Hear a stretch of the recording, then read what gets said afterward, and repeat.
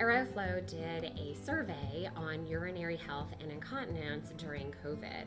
One of those things that we found in that survey was that COVID symptoms actually had a huge impact on urinary health and your bladder health as well.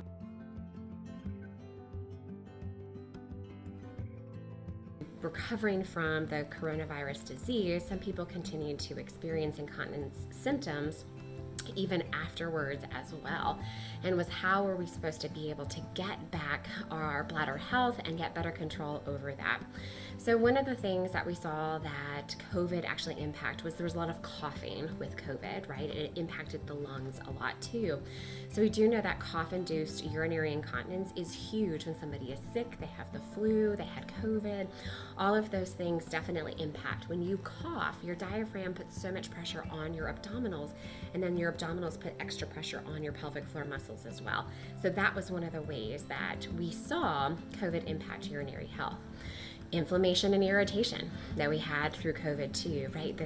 This huge overactive of this kind of cytokine storm and irritation and inflammation that happened in the body. It definitely attacked the bladder, and it impacted the nerves to the bladder also.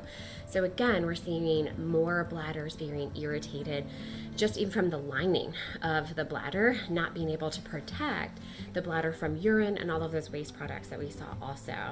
Resting from COVID, right? So if you weren't as active because you're really fatigued, you lost a lot of muscle tone, and so those pelvic floor muscles became really weak also, and that contributed to your pelvic health and urinary decline as well. So we know that we can all fall out of habits when there's been a big significant change like the pandemic in our lives, right?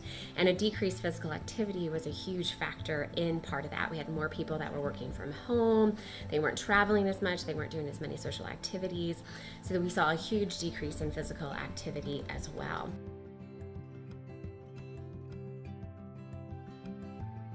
I love a dance party, right? Dance parties are going to be so much fun, even if it's just for 5 minutes. Get up, move your body, turn on your favorite song, right? And just bust a move and really move your body during that time.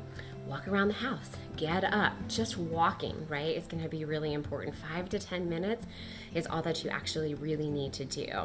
Pretend to be a kid, right? We forget of how much fun it is to play and jump and skip and run and do all of those fun things. So don't forget to be a kid also. That can be really helpful in just moving your body. Stretch. We forget that stretching actually is physical activity, right? So take time. There are great YouTube videos out there that you can look up, quick 5-10 minute stretching exercises that you can do. All of those are going to be great as well. Yoga is another great way to really move your body. We also forget that meditating can be really important in physical activity. Meditating is great for your core, great for your diaphragm, which in turn is great for your pelvic floor muscles as well.